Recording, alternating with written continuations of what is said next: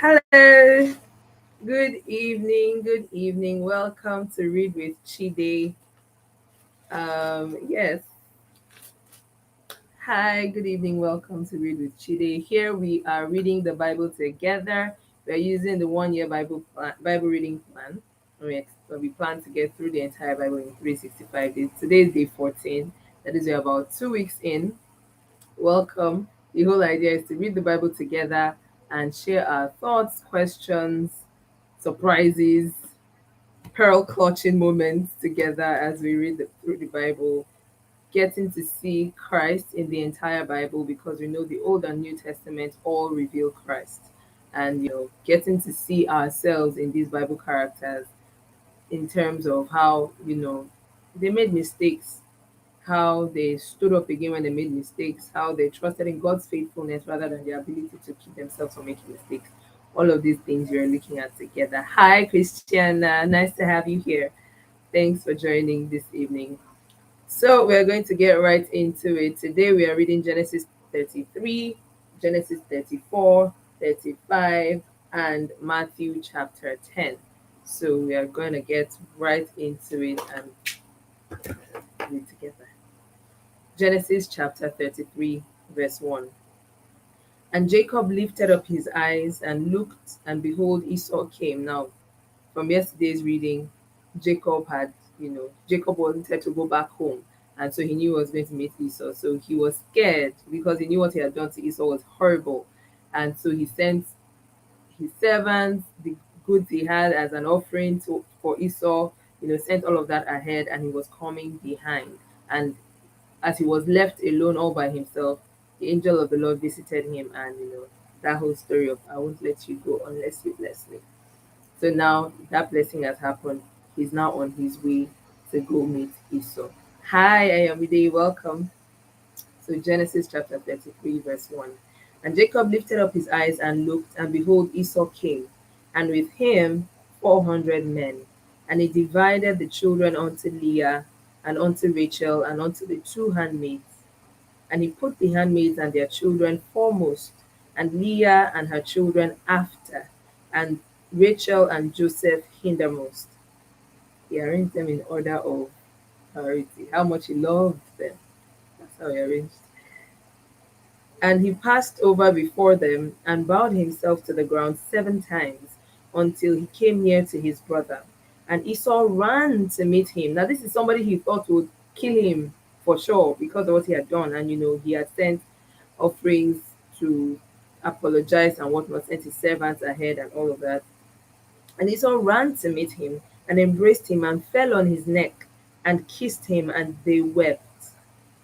And he lifted up his eyes and saw the women and the children. And he said, Who are those with thee? And he said, The children which God hath graciously given thy servant.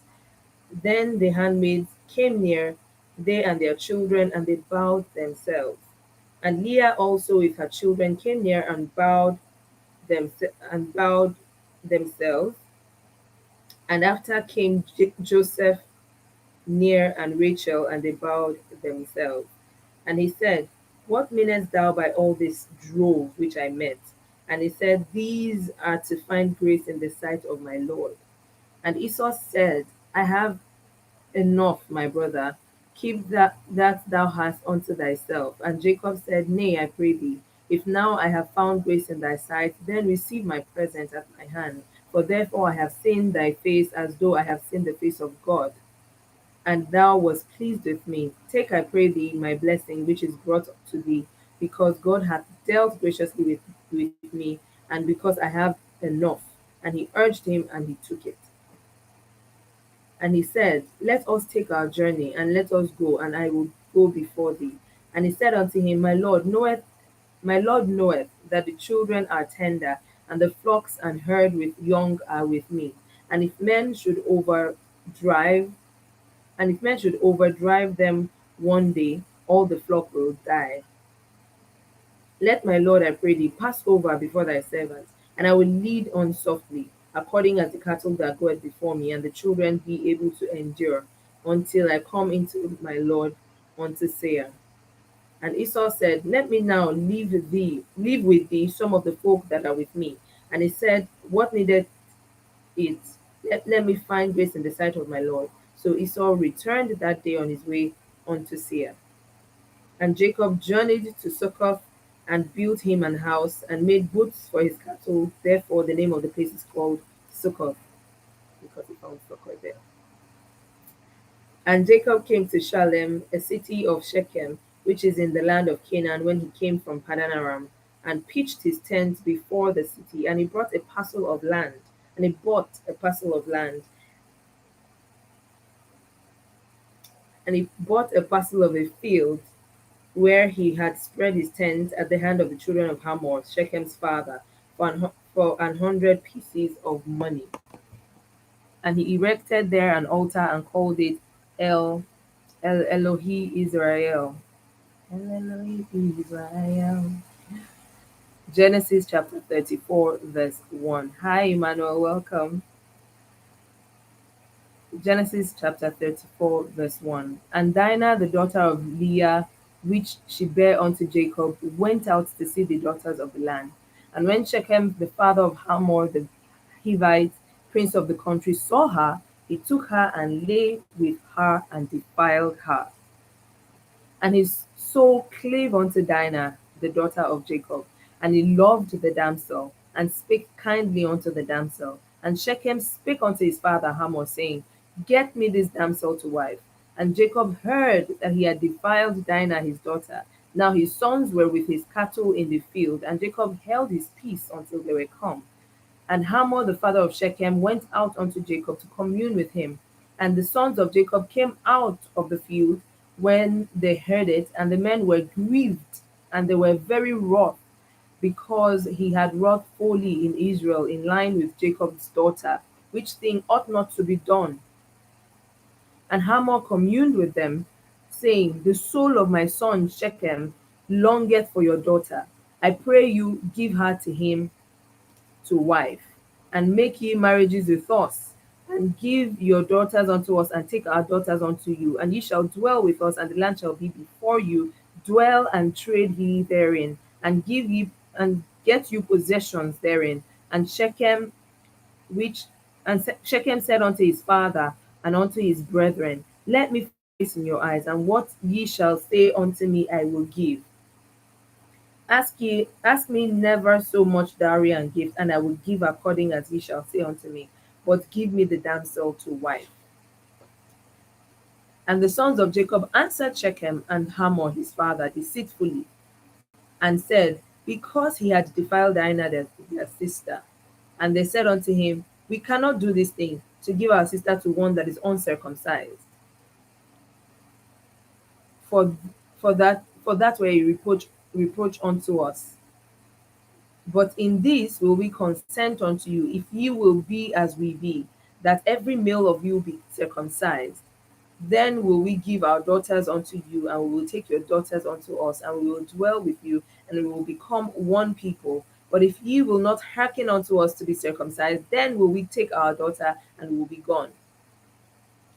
And their words pleased Hamor and Shechem, Hamor's son. And the young man deferred not to do the thing, because he had delight in Jacob's daughter, and he was more honorable than all the house of his father. What a terrible lineage. If the man who is more honorable than the rest of the family is a man that raped someone, what a terrible family, really. And they think they can marry into Jacob's line.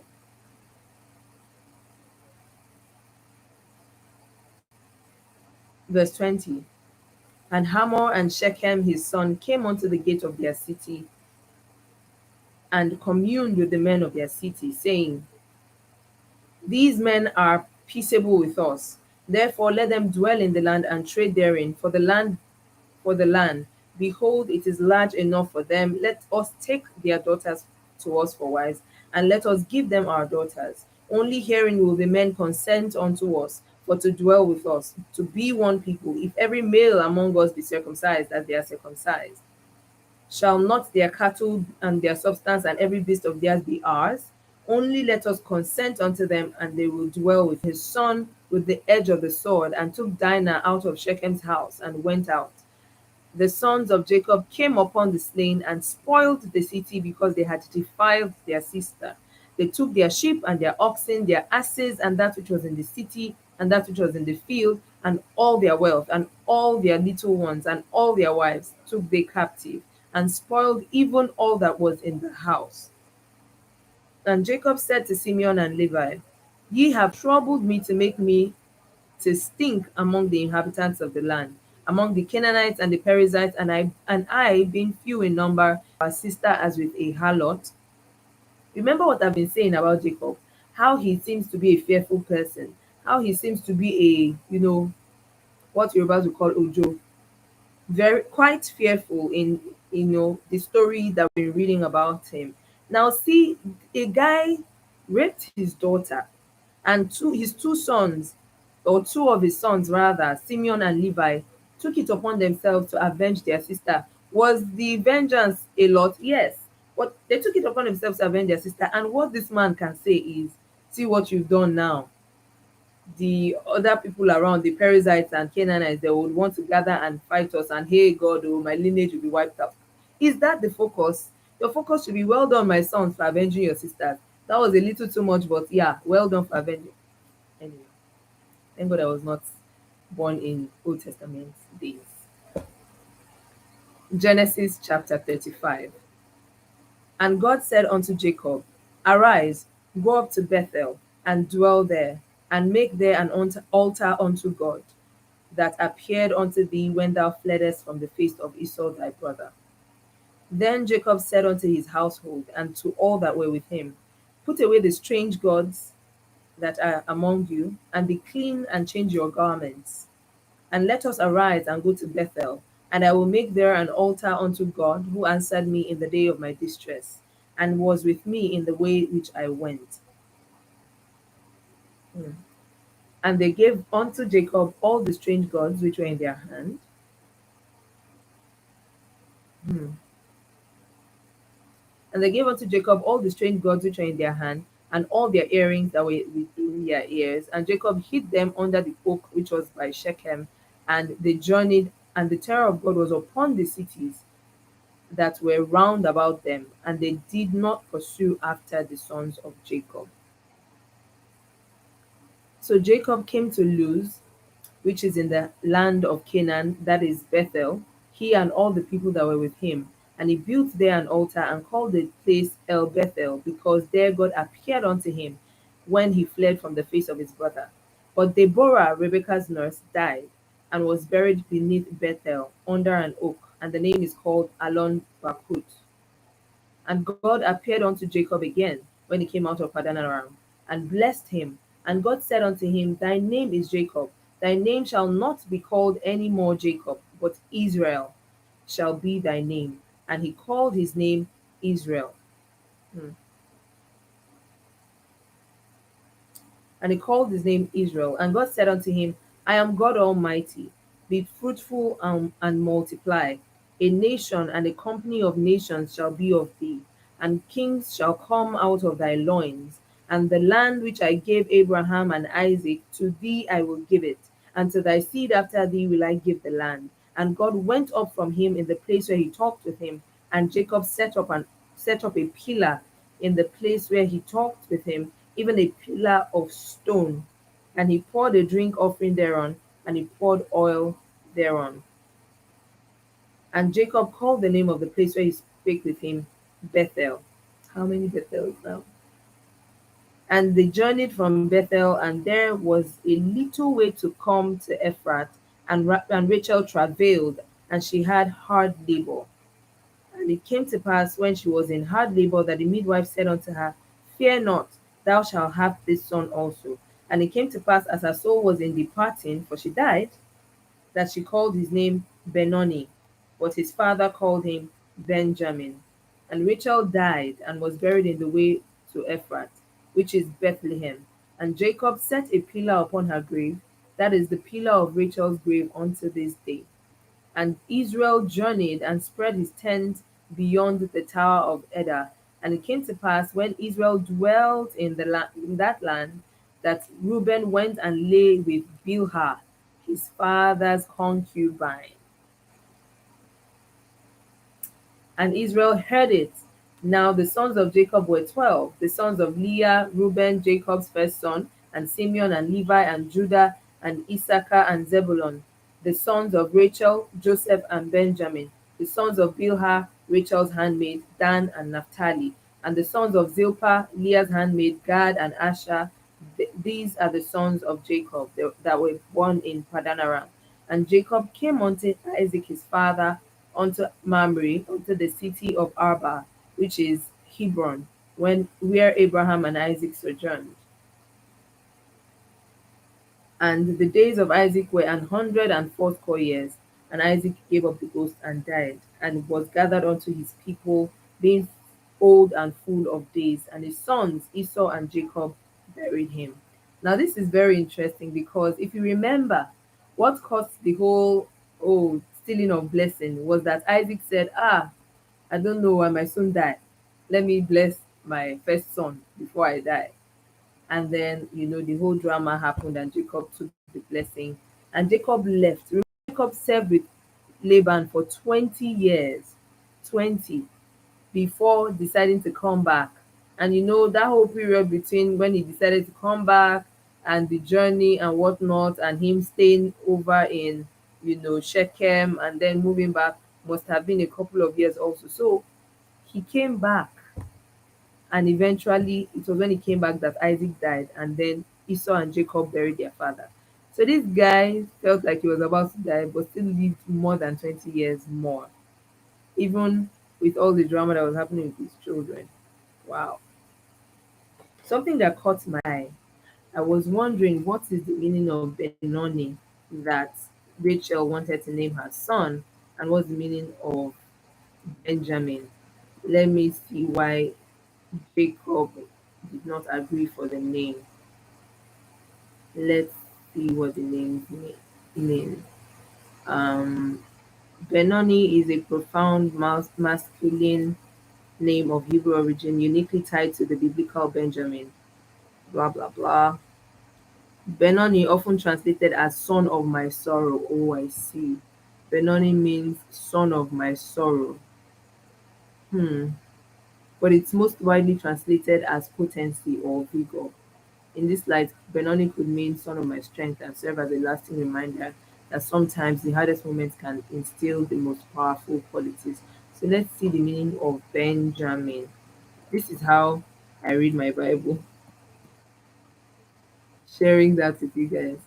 The Benjamin means the son of the right hand, or son of the south.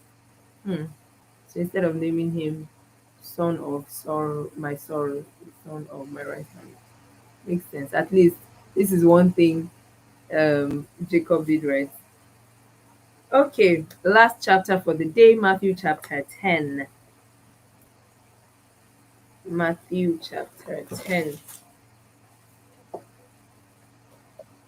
Matthew chapter 10, verse 1. And when he had called unto him his 12 disciples, this is Jesus now, he gave them power against unclean spirits to cast them out and to heal all manner of sicknesses and all manner of disease. Guess who else Jesus gave this power to after he ascended? That's right, me and you. Publican, James the son of Alphaeus, and Lebbaeus, whose surname was Thaddeus, Simon the Canaanite, and Judas Iscariot, who also betrayed him. These 12 Jesus sent forth and commanded them, saying, Go not into the way of the Gentiles, and into any city of the Samaritans, either ye not. Enter ye not, rather. Right? The time was not come. But go rather to the lost sheep of the house of Israel. And as ye go, preach, saying, The kingdom of heaven is at hand. Heal the sick, cleanse the lepers, raise the dead, cast out devils. Freely ye have received, freely give. Provide neither gold nor silver nor brass in your purses, nor scrip for your journey, neither two coats, neither shoes, nor yet